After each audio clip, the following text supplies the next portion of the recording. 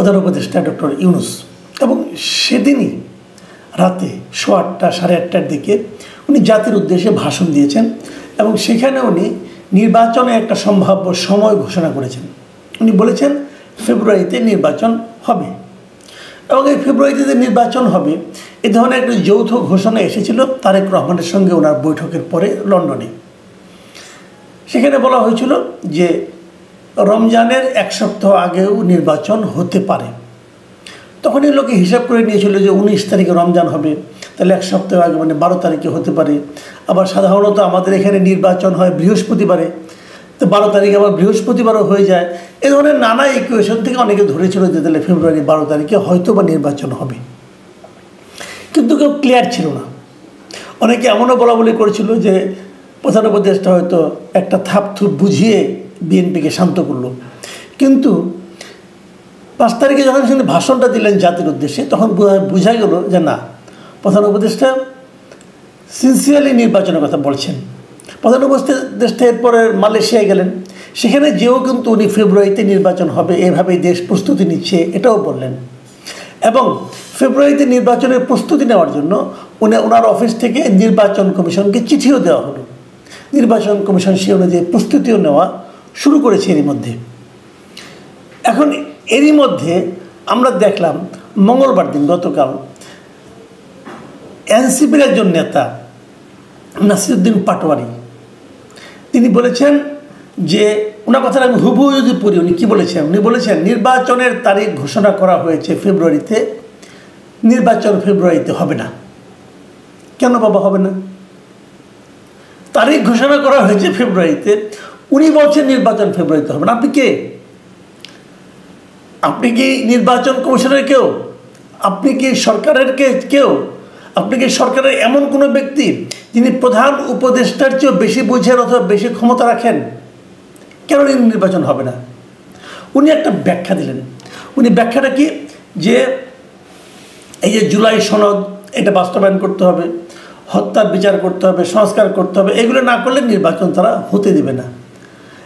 বাংলাদেশের যে প্রেক্ষিত বর্তমানে, এর মধ্যে নির্বাচন হতে না দেওয়ার মতো সক্ষমতা কি এনসিপি অথবা নাসিরউদ্দিন পাটোয়ারি আছে?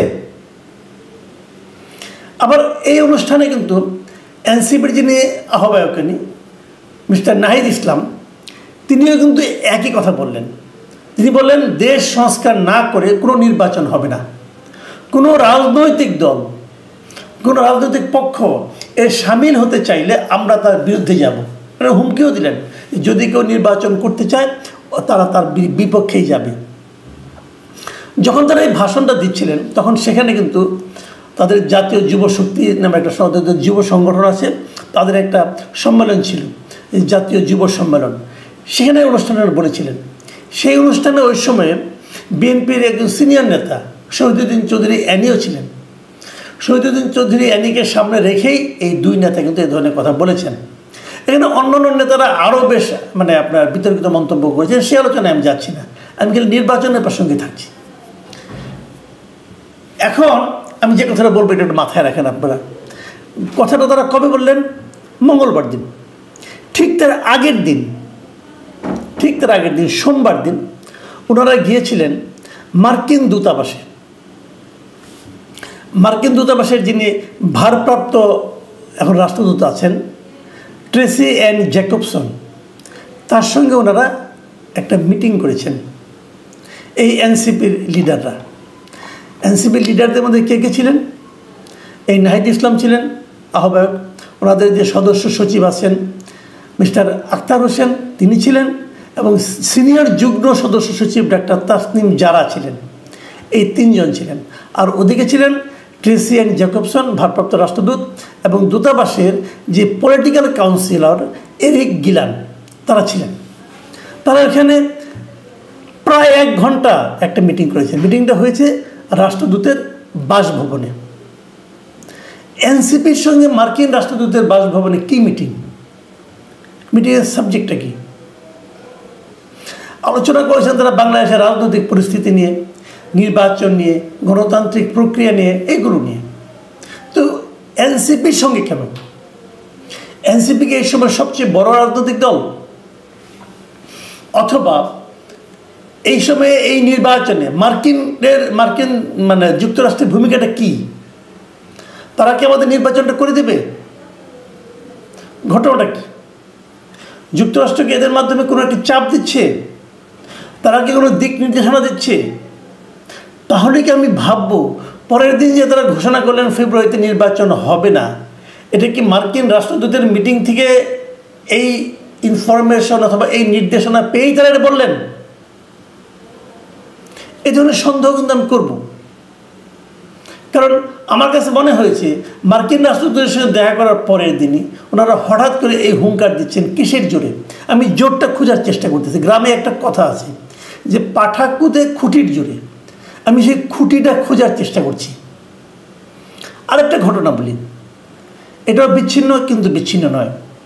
যেই দিন তারা ওখানে বললেন এই ঢাকার এই যুব সম্মেলনে যে নির্বাচন ফেব্রুয়ারিতে হবে না, ঠিক সেই একই দিন মানে মঙ্গলবার দিন মার্কিন রাষ্ট্রদূতের বাসভবনে আরও দুজন ব্যক্তি গিয়েছিলেন। এই দুজন ব্যক্তিকে মিস্টার আলী রিয়াজ এবং মিস্টার মনির হায়দার। এরা কারা?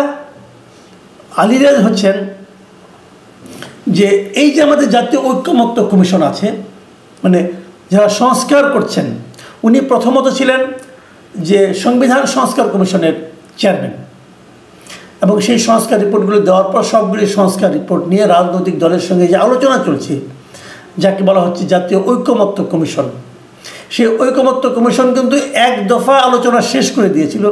তারপরে যেন কি হলো তাদের জানি না, তারা আবার 1 মাস সময় বৃদ্ধি করেছেন। এই জাতীয় ঐক্যমত্য কমিশনের উনি হলেন সহসভাপতি। সভাপতিকে এর সভাপতি হলেন ডক্টর ইউনূস।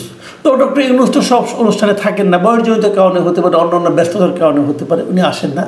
আলী রিয়াজই ভার্চুয়ালি সভাপতি। উনি সব মিটিং কন্ডাক্ট করেন, পলিটিক্যাল লিডারের সঙ্গে আলাপ করেন, কখনো বোঝান, কখনো হুমকি দেন। আমাদের পলিটিক্যাল লিডার তো ছাত্র হিসাবে খুব ভালো, এরা কিন্তু অত্যন্ত ধৈর্য নিয়ে। আলী রিয়াজ সাহেব উনি একজন শিক্ষক মানুষ, আমেরিকায় মাস্টারি করেন, আমেরিকার নাগরিকও বটেন, ওখান থেকে এসেছেন আমাদেরকে দেশকে সংস্কার শিখাতে। তো উনি এখান থেকে টিচার মানুষ শিক্ষা দেন, আর আমাদের পলিটিক্যাল লিডাররা বাধ্যগত ছাত্রের মতো সেই শিক্ষা গ্রহণ করেন, চা নাস্তা খান, তারপরে তারা বলেন যে হ্যাঁ আংশিক ঐক্যমত্য হয়েছে, পার্সিয়াল হয়েছে, আবার হবে, আবার বসতে হবে, নোট অফ ডিসেন্ট দিয়েছে কেউ, এগুলো নানা রকম আলোচনা হয়, আমরা মাসখানেক ধরে দেখলাম। তো সেই আলী রিয়াজ গেলেন মার্কিন রাষ্ট্রদূতের সঙ্গে, ভারপ্রাপ্ত রাষ্ট্রদূতের সঙ্গে দেখা করতে, এই ট্রেসি অ্যান্ড জ্যাকবসনের সঙ্গে। কবে? মঙ্গলবার দিন। মানে আগের দিন গেলেন এনসিপি, পরের দিন গেলেন এই জাতীয় ঐক্যমত্য কমিশনের সহসভাপতি, এবং ওনার সঙ্গে ছিলেন এই কমিশনের সদস্য এবং প্রধান উপদেষ্টার বিশেষ সহকারী মনির হায়দার। ইন্টারেস্টিং হলো আলী রিয়াজ এবং মনির হায়দার দুজনেই আমেরিকায় থাকেন, ওনাদের ঘর সংসার সব আমেরিকায়।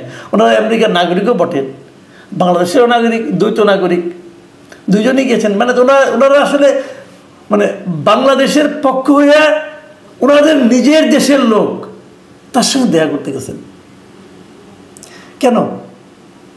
এটা শুনতে গেছেন যে আর কি কি করলে পরে যুক্তরাষ্ট্রের স্বার্থ সংরক্ষণ করা যাবে। কারণ ওনারা যখন নাগরিকত্ব নিয়েছেন তখন তো এই শপথ করেছেন যে ওনারা যুক্তরাষ্ট্রের স্বার্থ সংরক্ষণ করবেন তার প্রত্যেকটা কাজে। ওনারা কি এই জন্যই গিয়েছিলেন? মোদ্দা কথা হলো এই দেশটা আসলে চালাচ্ছে কারা? মোদ্দা কথা হলো এই দেশটা আগামীতে চালাবে কারা? এটা হলো বেসিক কথা। যুক্তরাষ্ট্র আমাদের উপর চেপে বসেছে, তারাই দিক নির্দেশনা দিচ্ছে যে দেশ কীভাবে চলবে। তারা আগেও এভাবে চেষ্টা করেছে, এখন যেমন চক্ষু লজ্জাটা উঠে গেছে, ওই লজ্জার শরমে যে একটা থাকে না, ওই ঢাকটা তারা তুলে ফেলেছে। এখন তারা বলে দিচ্ছে যে কিভাবে দেশ চালাতে হবে, এবং যারা এখন দেশের চালিকা শক্তি জায়গায় আছে তাদেরকে ডেকে ডেকে মিটিং করছে। এবং ওখানে তো নিজেদের লোক আছেই, আলী রিয়াজ তো তাদের দেশেরই লোক, তাদেরই নাগরিক, তো তাকে নিয়ে বলছে এইভাবে এইভাবে সংস্কার করো। আর এদিকে এরা বলছে সংস্কার সম্পন্ন না হলে নির্বাচন হবে না, তাহলে সংস্কারটা আরেকটু দীর্ঘায়িত করে দিলে তো নির্বাচন হবে না। মানে সব মিলিয়ে ফেব্রুয়ারিতে নির্বাচন না করার যে একটা পায়তারা চলছে, এবং এই পায়তারা খালি এখানেই না, আরও বিভিন্ন জায়গায় যে ছড়িয়ে পড়েছে সেটা আপনারা খুব শীঘ্রই টের পাবেন। কাজেই যারা নির্বাচনের ঘোষণা শুনে আশায় বুক বেঁধেছিলেন তাদের মধ্যে আমিও আছি। আমিও ভেবেছিলাম নির্বাচনটা হবে। এখন তারা সেটা নিয়ে আমার কেন যেন একটু সন্দেহ হচ্ছে। প্রিয় দর্শক, এটা নিয়ে আপনারা আরও পর্যালোচনা করুন, আরও ভাবুন। দেখা যাক নির্বাচন কবে।